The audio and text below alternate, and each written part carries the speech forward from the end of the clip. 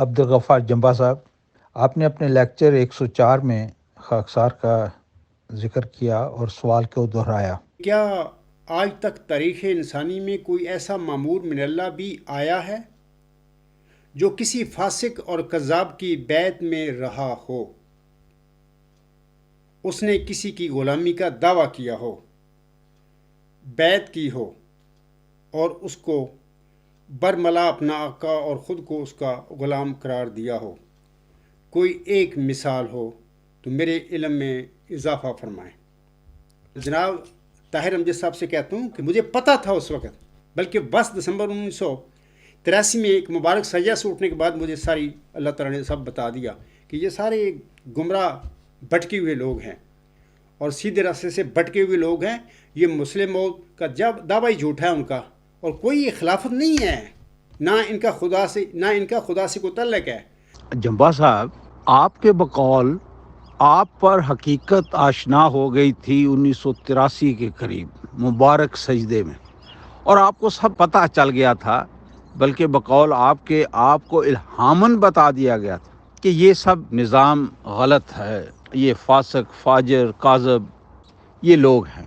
اس کے باوجود جب تک آپ کو جماعت سے خارج نہیں کر دیا گیا، کیا آپ نے مجلس انصار اللہ کے کسی پروگرام میں حصہ لیا تو اس میں وہ عہد دہرایا کہ میں خلافت سے وابستہ رہوں گا اور اپنی جان مال عزت سب کچھ قربان کرنے کے لیے تیار رہوں گا، نیز اپنی اولاد کو بھی اس پر کاربند رکھوں گا؟ مسجد میں سب کے سامنے ہاتھ باندھ کر آپ نے کتنی مرتبہ اس عہد کو دہرایا؟ یہاں پر آپ کا تضاد اور منافقت کھل کر سامنے آ جاتی ہے جمبا صاحب، 1-2 مرتبہ نہیں۔ میں نے اس کو 108 دفعہ 3 خط میں نے میرے پڑھ لیں، 108 دفعہ اس کو اے میرے سید اے میرے آقا کہا۔ میں نے میرے 3 خط ہیں اس وقت الغلام.com پر بھی وہ آن ایئر ہیں۔ پہلے خط میں نے 3 دفعہ ان کو اے میرے آقا اے میرے سید کہا، دوسرے خط میں نے 62 دفعہ ان کو اے میرے آقا اے میرے سید کہا، اور میں نے اپنے آپ کو غلام کہا۔ اس میں بالکل میں اپنے قائم ہوں اس بات پر۔ اور تیسرے خط میں نے 43 ٹائمز مرزا طاہر احمد کو اپنا آقا کہا اور ان کو اے میرے سید کہا۔ میں نے اس کو 108 دفعہ 3 خط میں نے میرے پڑھ لیں، 108 دفعہ اس کو اے میرے سید اے میرے آقا کہا۔ میں نے بالکل میں اپنے قائم ہوں اس بات پر۔ محترم جمبا صاحب، آپ نے 108 مرتبہ اپنے آپ کو غلام کہا، ان کو اپنا آقا سید تسلیم کیا 108 مرتبہ۔ تو محترم جمبا صاحب، کتنی دفعہ آپ کو اتفاق ہوا یہ عہد دہرانے کا؟ اور جب یہ آپ عہد دہرا رہے تھے تو آپ کو کچھ خیال نہ آیا کہ آپ کیا کہہ رہے ہیں، کہ جو دل میں آیا کہہ دیا؟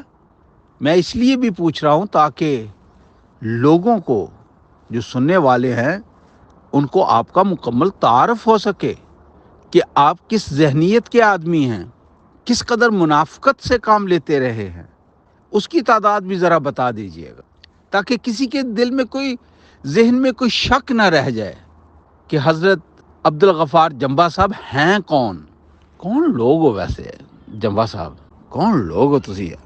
نہ میرے والد صاحب نے کبھی مرزا بشیر الدین محمود احمد کی قادیان جا کر بیعت کی تھی، نہ ہی اس عاجز نے جماعت احمدیہ قادیان میں جناب مرزا ناصر احمد کے پاس جا کر ان کی بیعت کی تھی، نہ ہی میں نے مرزا طاہر احمد صاحب کی کبھی بیعت کی تھی جا کر۔ محترم عبدالغفار جمبا صاحب، ہاتھ سے مراد فزیکل ہاتھ ضروری نہیں ہوتا، اس کی بیعت کی ہو، اس کو اپنا آقا اور خود کو اس کا غلام مانا ہو۔ تو میرا سوال بالکل سادہ ہے، کیا ابراہیمک ریلیجن میں کسی معمور من اللہ نے کسی کاذب فاسق یا فاجر کی بیعت کی ہو؟ قدیر بھائی بھی، طارق چوہان صاحب بھی، آپ کی مجلس شورا بھی، اور آپ بھی یہ ذہن پر نقش کر لیں۔ خاکسار کا عاجزانہ سوال ہے، کیا آج تک کسی معمور من اللہ نے کسی کاذب فاسق یا فاجر کی بیعت کی ہو؟ ان کے نام بتا دیں۔ بقول آپ کے یہ قلعہ ہے جس کے ساتھ آپ لوگوں کو باندھ دیا گیا ہے، اس کا جواب دیں۔ یہ مت کریں کہ یہ مدعا ہے کہ آئیں نہ مدعا کی طرف سنا رہے ہیں وہ قصے ادھر ادھر کے مجھے۔ باتوں کو اتنا طولانی کر دو اور اس میں کنٹروورشل باتیں کر دو کہ دھیان ادھر چلا جائے۔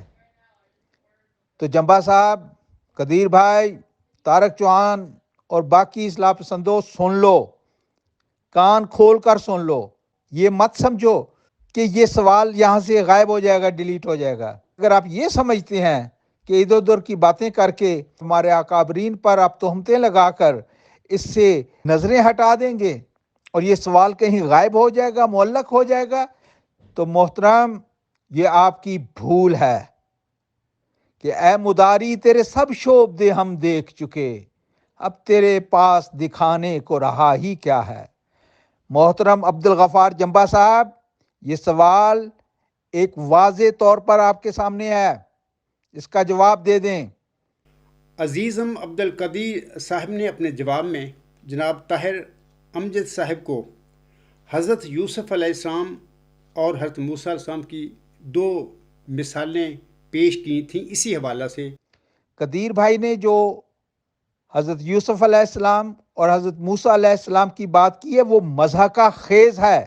اس طرح کی باتیں آپ اپنی مجلس شورا میں کر کے ایک دوسرے کو تسلیاں دے سکتے ہیں، لیکن کوئی صاحب شعور یا باشعور آدمی جان سکتا ہے کہ یہ دونوں بالکل مختلف باتیں ہیں۔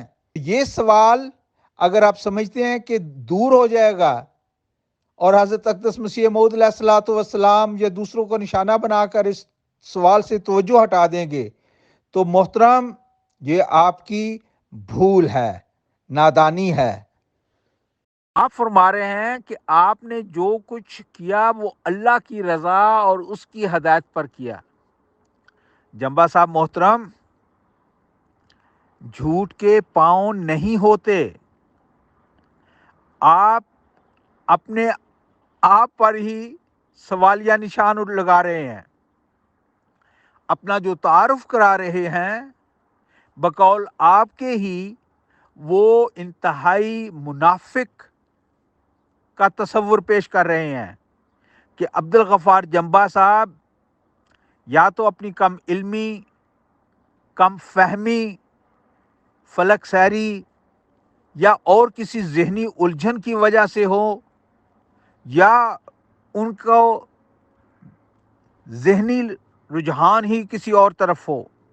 جو کچھ بھی ہو، یہاں پر میں کوئی بحث نہیں کر رہا، صرف آپ کو اپنے الفاظ میں یہ بتا رہا ہوں کہ آپ اعتراف کر رہے ہیں اس بات کا کہ آپ ایک منافق کی زندگی بسر کرتے رہے ہیں، جب اللہ تعالیٰ نے آپ کو بتا دیا بقول آپ کے کہ یہ سلسلہ غلط ہے، لیکن آپ کا جب تک اخراج نہیں ہو گیا آپ اسی سے چمٹے رہے، دیمک کی طرح چاٹنے کی کوشش کرتے رہے، اسی نظام میں رہتے ہوئے۔ یہ ہے آپ کا حقیقی چہرہ۔ اس چیز کو آپ متعارف کرا رہے ہیں، اپنے آپ کو دنیا کے سامنے رکھ رہے ہیں۔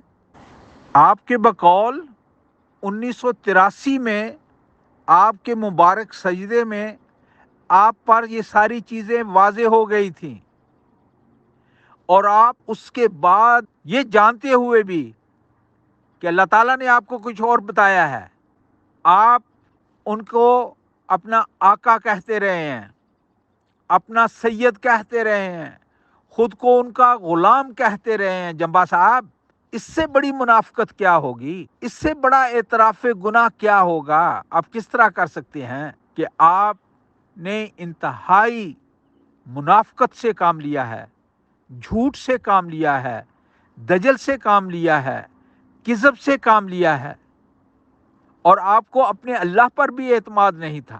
آج کا بیان آپ کا اعترافی بیان ہے کہ آپ نے لمبا عرصہ جماعت عالیہ احمدیہ میں منافق کی زندگی بسر کی۔